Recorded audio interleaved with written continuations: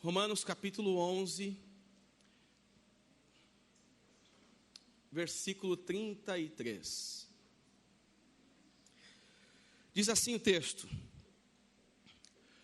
ó profundidade da riqueza, tanto da sabedoria como do conhecimento de Deus. Quão insondáveis são os seus juízos, e quão inescrutáveis os seus caminhos. Quem, pois, conheceu a mente do Senhor? Ou quem foi o seu conselheiro? Ou quem primeiro deu a ele para que lhe venha a ser restituído? Porque dele, e por meio dele, e para ele são todas as coisas. A ele, pois, a glória eternamente. Amém. Senhor Deus, em nome de Jesus, a minha oração, Senhor, é que Tu fales conosco, por meio da Sua santa e bendita palavra. Pai, que tenhamos todos aqui, Senhor, uma compreensão clara do que o Senhor quer tratar conosco, Pai. Que sejamos todos alcançados por Sua palavra. Que essa palavra faça sentido e que ela produza em nós esperança, vigor, alegria, paz, consolação. Ela nos coloque nos trilhos da vida, Senhor. E que possamos ser inspirados para praticar a Sua palavra, vivê-la no dia a dia, Senhor. Em nome de Jesus. Amém. Meus irmãos, nos capítulos anteriores de Romanos, a gente vem tratando de diversos assuntos, e nós utilizamos um tema para sintetizar o pensamento do capítulo de número 9 e 10, no domingo passado. E a expressão, a frase que nós utilizamos, que nós repetimos, falamos um para os outros aqui, domingo passado, foi: quero o teu bem. Desejo o teu bem. Esta foi a frase que sintetizou o desejo do coração do apóstolo Paulo em relação aos cristãos, às pessoas de Roma, à igreja de Roma, aos convertidos, aos não convertidos. A mensagem de Paulo parece que ela inicia no capítulo 9 com esta intenção: eu quero o teu bem. Mas neste capítulo, o capítulo 11, que surge com uma nova intenção, não emancipada dos demais capítulos, mas eu diria que ela surge com o intuito de concluir uma sessão que vem desde o capítulo 1 até o capítulo 11, em que Paulo trata de N questões. E no capítulo 11 parece que a frase que sintetiza, que expressa o pensamento de Paulo aqui seria: não desisto, continuo tendo esperança. Talvez esta seja a frase que exemplifica, resume todo o capítulo 11. Não desisto, continuo tendo esperança. Aristóteles disse certa vez: a esperança é o sonho do homem acordado. A esperança é o sonho do homem acordado. Ter esperança talvez significa o alimento das nossas almas. Ter esperança, talvez traga um sentido para o nosso coração, daquilo que nos motiva, diante das muitas dificuldades e adversidades que vivemos ao longo da vida. Ter esperança, talvez seja o vapor que movimenta esta máquina, a máquina da vida, e que faz a gente seguir em frente, e não parar, e não desistir, e não entregar os pontos. Não desisto. Continuo tendo esperança. Esta é a ênfase do apóstolo Paulo no capítulo 11. O apóstolo Paulo talvez seja um dos homens na Bíblia e no mundo do Novo Testamento que mais tenha motivos para dizer: parei, desisto, chega, deu para mim. O apóstolo Paulo, dos homens, ou discípulos, ou seguidores, ou apóstolos, ou cristãos, do Novo Testamento, talvez ele seja o homem que mais tenha motivos para dizer: eu não quero prosseguir. Porque aqui no capítulo 11, que é o final da sua trajetória evangelística, ele está prestes a chegar em Roma. Paulo passa por adversidades, por problemas, em função ou consequentes da sua determinação em pregar o evangelho, problemas do tipo crueldade da sociedade religiosa. Paulo sofreu com a crueldade da sociedade religiosa, por também ser um homem religioso, que anunciava agora o evangelho de Jesus Cristo, porém, contudo, homens cheios de verdades e razões próprias, razões que apenas reforçavam o ódio, a divisão e a separação, pegam esse apóstolo Paulo, este homem, e cruelmente fazem coisas horríveis ao apóstolo Paulo. Algumas vezes esse homem chegou a ser dado como morto. Imagine só você apanhar tanto, e no final dessa surra alguém dizer: morreu. Era mais ou menos como eu me sentia quando eu apanhava da minha mãe. E não foram poucas vezes que eu apanhei da minha mãe. Ao final da surra, com a cinta, ou quando meu pai cismava de pegar aquele fio, que ele tinha palavras e voz profética: vou te atingir. O assovio daqueles fios, daquele fio ou da cinta do meu pai, transmitia a seguinte mensagem: vou te pegar, vou te corrigir, nunca mais faça o que você acabou de fazer. Mas meu coração era sempre duro. Eu era endurecido.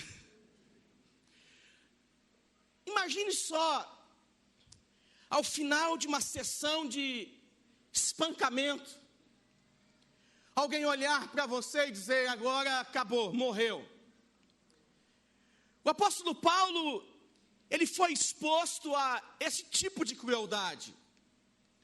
O apóstolo Paulo, ele sofreu, teve fome. O apóstolo Paulo, ele peregrinou por muitas terras, andou por muitos lugares e provou do desprezo de muita gente. O apóstolo Paulo provou do desprezo até mesmo da própria igreja, que não acreditou nele no início. Quem se converteu? Saulo de Tarso. O Paulo que persegue e mata os cristãos, jamais, não existe conversão nele. Pega ele, mata ele, e aí acha um coração bondoso, chamado Barnabé, junto com alguns cristãos que colocam ele no cesto e desce ele por um muro, e assim ele sai ileso.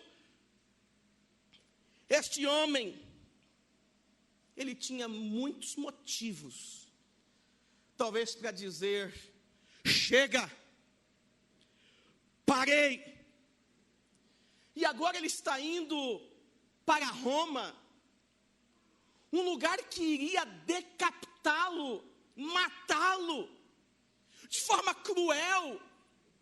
E está aqui este homem olhando para estes seus irmãos, olhando para o seu povo, olhando para os cristãos, desejando estar com eles, querendo ir até Roma, querendo organizar as ideias que reuniam-se em torno do Cristo. Está aqui esse homem com o desejo de chegar a Roma, para estar com os crentes de Roma. E aqui Paulo vai levantar uma questão importante para esta igreja. Vocês todos foram escolhidos, vocês todos foram eleitos por Deus, vocês todos aqui fazem parte de um projeto enorme, estabelecido pelo próprio Deus. Mas eu preciso fazer uma pergunta para vocês. Mesmo eu tendo motivos para desistir e não ter esperança no ser humano, e não ter esperança nas pessoas que aí estão, eu não posso perder as esperanças. Eu não posso perder as esperanças. Por que eu não posso perder as esperanças? Vamos no verso 1 do capítulo 11, por favor.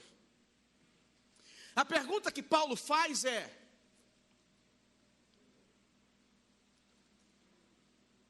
porventura, pois, terá Deus, pergunto, pois, terá Deus, porventura, rejeitado o seu povo? É uma pergunta que Paulo está fazendo, e quando Tércio está escrevendo essa carta, redigindo a carta, Tércio não oculta, e ele vai dizer: teria Deus, porventura, rejeitado o seu povo?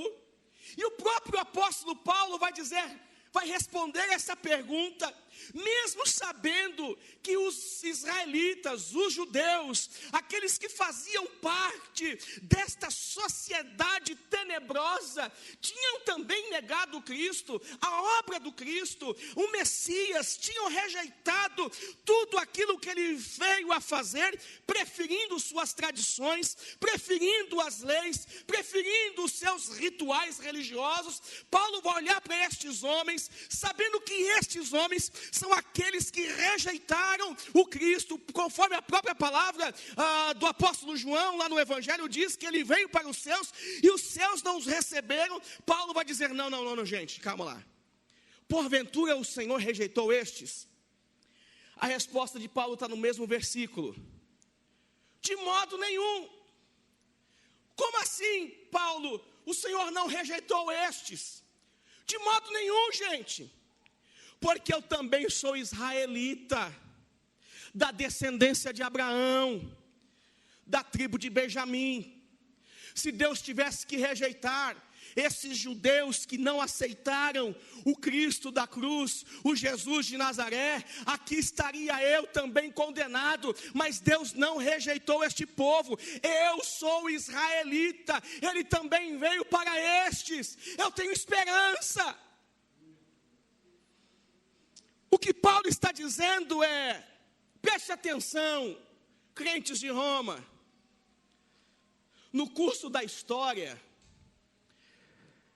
sempre existirá um grupo de pessoas chamadas ou intituladas como os remanescentes. Sempre haverá um grupo de pessoas chamado ou intitulado como aqueles que não se dobraram, aqueles que não deixaram ser influenciados ou seguir o curso normal desse mundo prostituído. Sempre haverá um grupo de pessoas, algumas pessoas que não se dobrarão ao sistema religioso, ao sistema desse mundo, aquilo que afasta o homem de Deus. Paulo vai dizer, existe um grupo, meus irmãos de Roma, o Senhor, Ele não rejeitou o seu povo, a prova sou eu. Ou seja, existe um grupo que não se dobrou, e pelo contrário, se dobrou à obra da cruz, e aceitou a mensagem de Jesus, as boas novas que traz o Evangelho.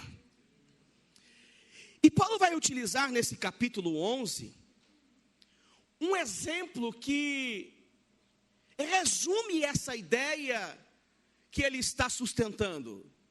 Que ele faz parte de um pequeno grupo que não se dobrou.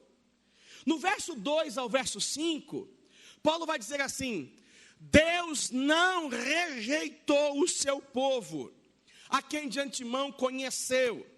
Ou não sabeis o que a Escritura refere a respeito de Elias, como insta perante Deus contra Israel, dizendo: Senhor, mataram os teus profetas, arrasaram os teus altares, e só eu fiquei e procuraram tirar minha vida.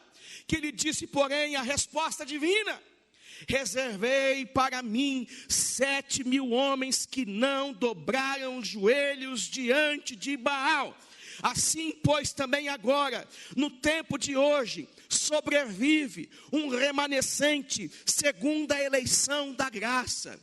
Isso me leva a pensar e aproximar esta mensagem para os dias de hoje, que Deus sempre terá para si um povo seu, guardado, preservado por sua graça, que não se dobra a esse sistema corrupto, que não se dobra a esse sistema que só diminui a humanidade, que coisifica o ser humano, esse sistema que afasta o homem de Deus, não se dobra. Existem poucos, mas esses poucos são firmes, fiéis ao Senhor que os elegeu, fiéis ao Senhor que os escolheu. Então o apóstolo Paulo, ele vai dizer, gente, nesse processo de perseguição, de luta, de sofrimento, eu sou a prova viva de que existe esperança, e eu creio nisso, eu acredito, e continuo tendo esperança que o meu povo será alcançado, o meu povo será alcançado. Ele é o maior exemplo para tudo isso. Então, por esta razão, o apóstolo Paulo, cheio de convicção, ele vai levantar essa bandeira: não desisto, continuo tendo esperança, não desisto, continuo acreditando, não desisto, continuo enxergando possibilidades nestes homens alcançarem ao conhecimento do Evangelho de Jesus Cristo e serem salvos. Não desisto, continuo tendo esperança. E esse entendimento existe em Paulo, porque ele sabe que existe um projeto de Deus que é muito maior do que ele mesmo. E Paulo vai levantar outra questão, é que, embora os judeus, homens e mulheres, rejeitaram a obra do Cristo, embora os judeus não aceitaram esta bênção foi transferida para um outro grupo de pessoas. Esta bênção foi transferida para um outro grupo de pessoas. Vocês lembram aquela minha ilustração? O grupo de cá é os judeus. Vamos diminuir o grupo aqui. Aqui são os judeus. Está aqui o judeuzão. E aqui são os gentios. A promessa de Deus, ela alcançava somente os... Que promessa que era essa? Promessa de salvação. A promessa que o Cristo viria para salvar o seu povo. Deus restabeleceria o seu governo por meio do grande profeta. E quem é que iria herdar todas essas coisas? Os judeus. Só que os judeus aqui se achavam a última bolacha do pacote. Os judeus aqui se achavam os todos poderosos, ao ponto de estabelecerem os seus próprios princípios, as suas próprias leis. E estava aqui os gentios. Estava aqui o Alain, estava ali a Bruna, cabisbaixo, ó céus, e agora o que será da minha vida? E aí esses caras aqui rejeitaram. O que Deus faz? Vem aqui vocês. Os rejeitados pela sociedade. Eu vou incluir vocês no novo projeto. Na verdade, o projeto de Deus é alcançar a todos desde a criação de todas as coisas. Isso é só uma forma didática para dizer que Deus quer atingir a todos. Mas, de certa forma, este grupo aqui, e o grupo lá de cima, que são os gentios, os que não valiam nada na visão dos judeus, Kleber, eles são atingidos pela graça de Deus e agora se tornam participantes do projeto de salvação ou projeto salvífico que acontece desde a criação do mundo, que ocorre desde a fundação do mundo, que tem o objetivo de alcançar a todos. Agora está aqui, tanto gentios como judeus são alcançados pela bondade de Deus por causa de Jesus Cristo. A pessoa de Jesus rompe os muros que separavam a humanidade.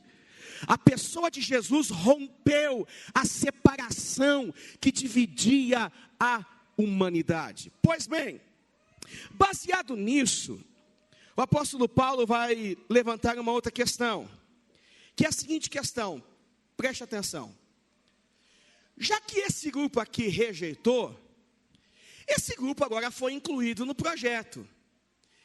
Então eu preciso que vocês entendam que a maldição, ou melhor dizendo, a rebeldia, a rejeição, que se tornou um problema para os judeus, se tornou bênção para os gentios.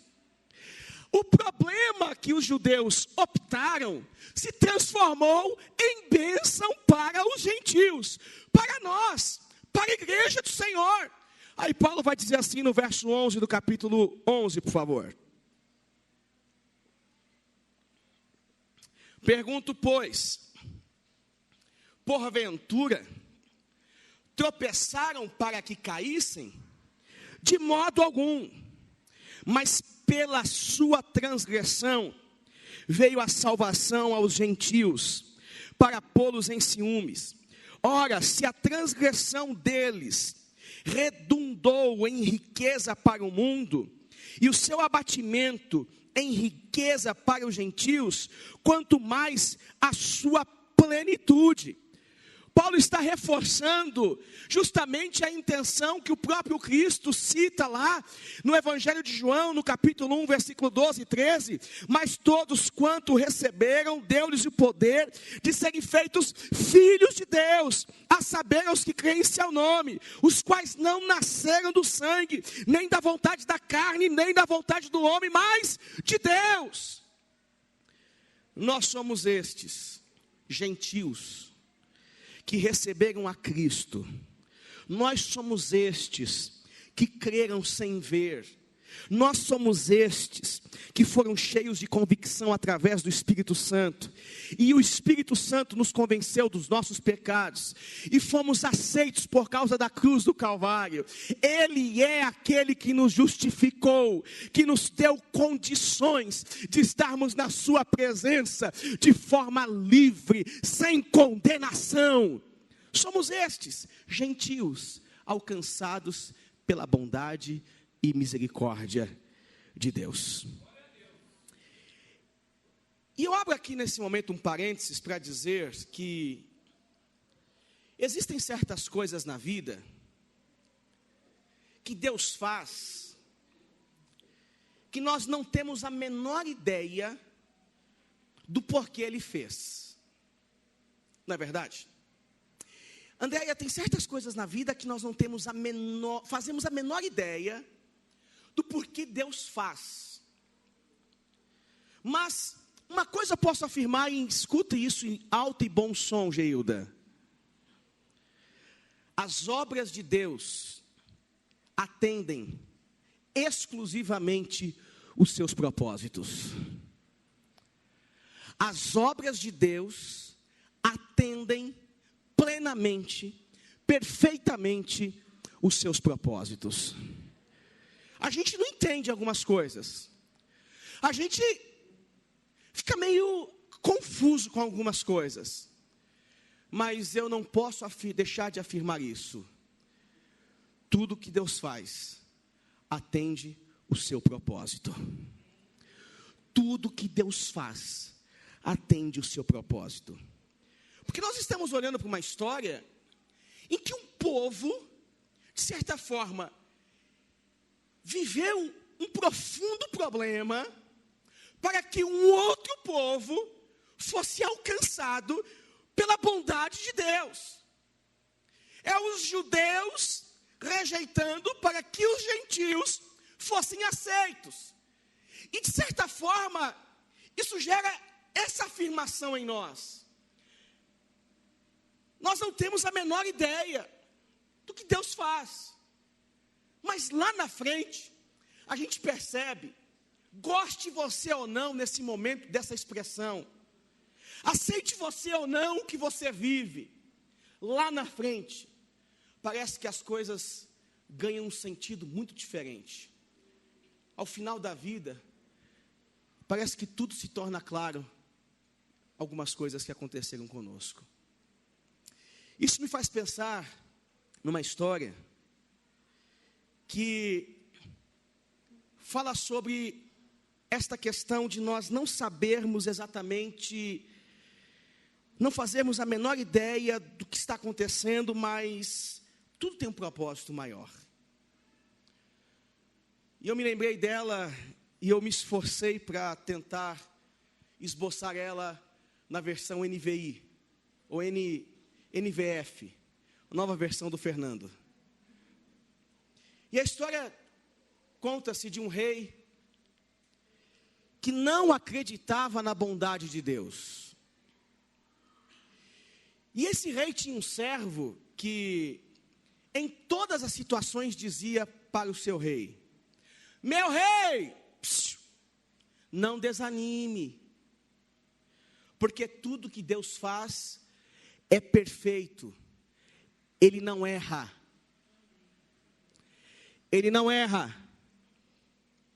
Um dia, o seu rei e ele foram caçar. E uma fera atacou o rei. Só que o servo conseguiu matar ainda essa fera, porém, ele não conseguiu evitar que a sua majestade perdesse um dedo de sua mão. Furioso, sem mostrar a menor gratidão, aquele rei, depois de ser salvo, ele ao menos disse para o seu servo: Deus é bom. Não. Ele foi dizendo: meu servo, se Deus é bom, por que Ele deixou que um animal atacasse e me fez perder um dedo? O servo olhou para o rei e disse: meu rei, talvez seja baiano, meu rei, apesar de todas as coisas, só posso te dizer uma coisa: Deus é bom e sabe de todas as coisas. O que Deus faz é perfeito, Ele não erra, meu rei. Indignado com a resposta, o rei mandou prender o servo. Passou um tempo, dedo curado, pronto para outra. O rei saiu de novo para uma caçada. Só que agora ele foi caçado. Ele foi capturado por alguns selvagens que faziam sacrifícios humanos. E quando o rei estava lá no altar, pronto para ser sacrificado, os selvagens perceberam que a vítima não tinha um dedo.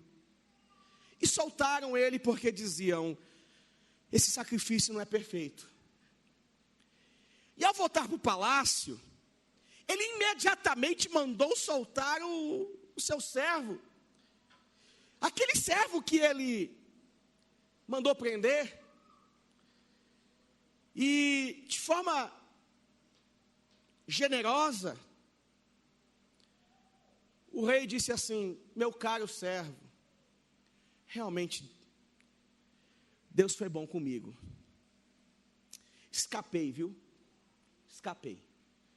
Eu ia ser sacrificado, mas porque eu não tinha um dedo, eu escapei. Mas deixa eu te fazer uma pergunta para você. Se Deus é tão bom assim, por que Ele permitiu que você, que tanto defende Ele, ficasse preso? Meu rei, deixa eu dizer uma coisa para você. Se eu tivesse com você, eu teria sido sacrificado, porque não falta nenhum dedo na minha mão. Tudo que Deus faz, meu rei, é perfeito. Ele não erra. Tudo que Deus faz, meu rei, é perfeito. Ele não erra. Talvez a rejeição dos judeus seria um fracasso. Porém, na verdade, este fracasso foi a abertura ao acesso dos gentios no plano de salvação. Tudo que Deus faz é perfeito. Então, Paulo, desta forma, ele vai reafirmar no versículo 30, daí por diante, vai fazer algumas afirmações a respeito dessa vontade de Deus que alcança a todos, inclusive aqueles que rejeitaram o Cristo encarnado. E ele vai dizer no verso 20, olha: porque assim como vós também outrora foste desobedientes a Deus, mas agora alcançastes misericórdia à vista da desobediência deles, assim também estes agora foram desobedientes, para que igualmente eles alcancem misericórdia à vista do que vos foi concedida, porque Deus a todos encerrou na desobediência, a fim de usar de misericórdia para com todos. É a vontade de salvar a todos. Alguns vão enxergar aqui o universalismo e aí vai. Não é isso que eu quero falar. Mas esse encerramento do apóstolo Paulo é um encerramento que vai acabar com música, que vai acabar com louvor. E aí Paulo vai dizer no verso 33 do capítulo 11, um louvor lindo, maravilhoso. Ó profundidade da riqueza, tanto da sabedoria, como do conhecimento de Deus. Quão insondáveis são os teus juízos, e quão inescrutáveis os seus caminhos. O que Paulo está apresentando aqui, na verdade, é um panorama geral do projeto da salvação e justificação em relação à humanidade. Paulo está afirmando que este projeto atingiu por completo tudo e a todos. Porque ele vai dizer, ó profundidade da riqueza. Ou seja, essa riqueza tem a ver com as misericórdias de Deus, que são inesgotáveis. Ó a profundidade das riquezas, tanto da sabedoria, ou seja, a capacidade de Deus em conhecer tudo e prover sacrifício perfeito aos homens, tanto da sabedoria como do conhecimento, que tem a ver com a compreensão perfeita de Deus sobre todas as coisas. E ele vai dizer quão insondáveis são os teus juízos. Quão inescrutáveis são os seus caminhos. Quem é que sonda os seus projetos, Deus? Quem é que questiona os seus métodos, Deus? Alguém pode fazer isto?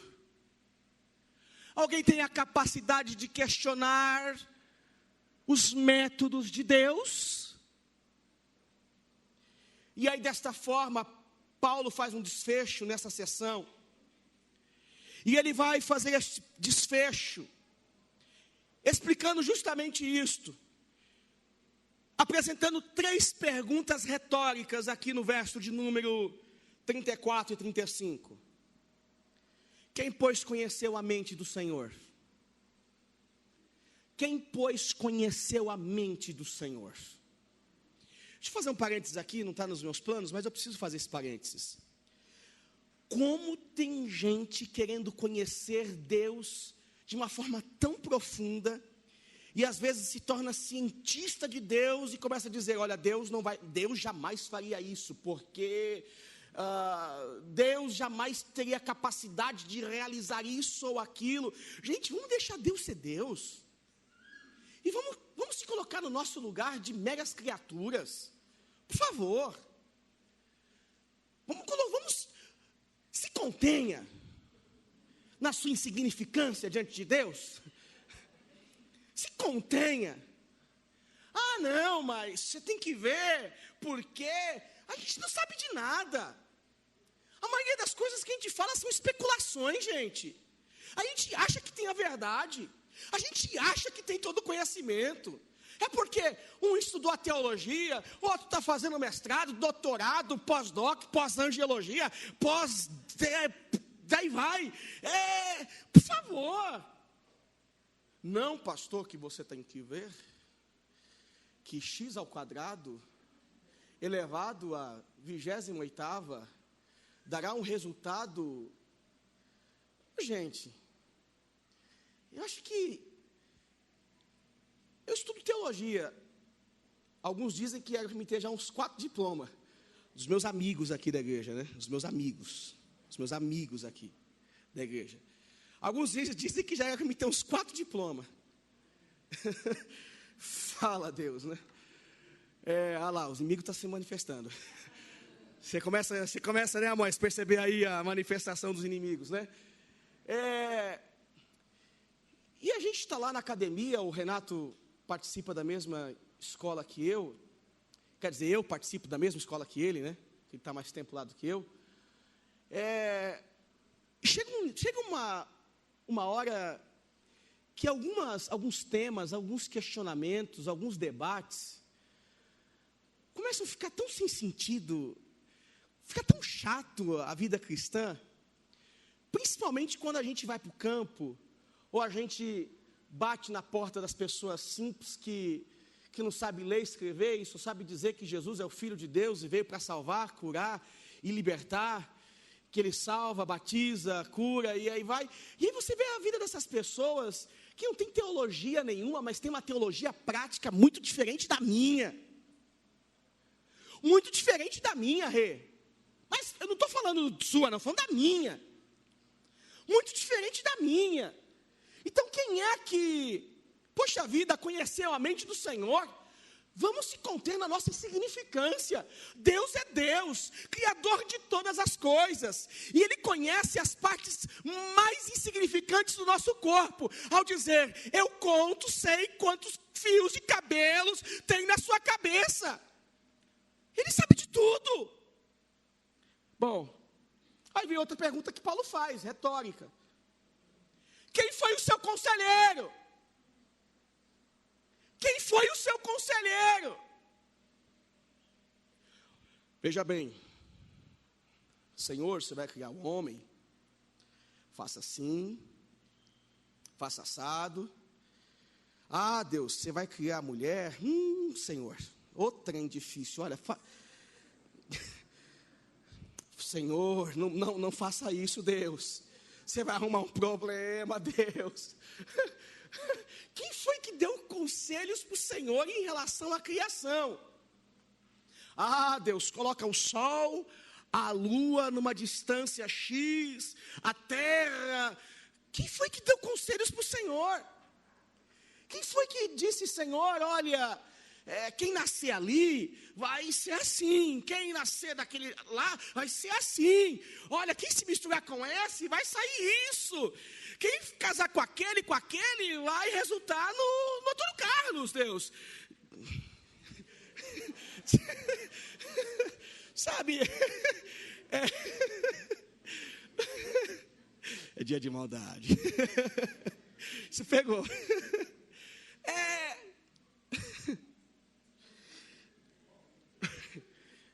Uma morte. Vai sair aquilo, Deus. Vai sair aquilo ali. Sabe, irmãos, quem foi que deu conselhos para o Senhor que resultaria nisso aqui? Sem forma, quer dizer, com forma.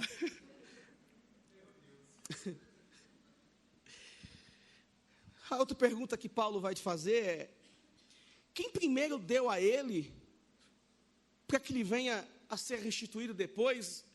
O que Paulo está dizendo foi: quem emprestou poder para Deus? Quem fez um empréstimo para Deus, para depois cobrar a Deus?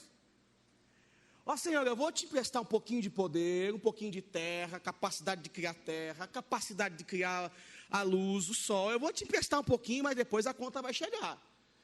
Eu aceito cartão de crédito, Visa, Mastercard e vai, Senhor, tá? Quem foi que deu primeiro a ele para depois cobrar alguma coisa? Nesse momento, Paulo não só afirma que tudo que aconteceu cumpriu um perfeito propósito de Deus, assim como tudo aquilo que há de acontecer cumprirá o seu perfeito propósito. O que Paulo está querendo dizer aqui, gente, para a igreja de Roma, é que todas as coisas cumpriram um propósito de Deus. Por isso que eu tenho esperança, igreja. Por isso que eu tenho esperança, por isso que eu acredito na salvação dessa gente aí, por isso que eu acredito na conversão desses homens aí, por isso que eu acredito que existe jeito para essas pessoas aí, porque tudo cumprirá um propósito perfeito de Deus. Tudo. Não são algumas coisas. Não é uma parte da vida. Tudo cumprirá um perfeito propósito de Deus. Tudo. E isto leva então à conclusão do apóstolo Paulo. Porque dele, e por meio dele, e para ele, são todas as coisas. A ele, pois, a glória eternamente. Amém.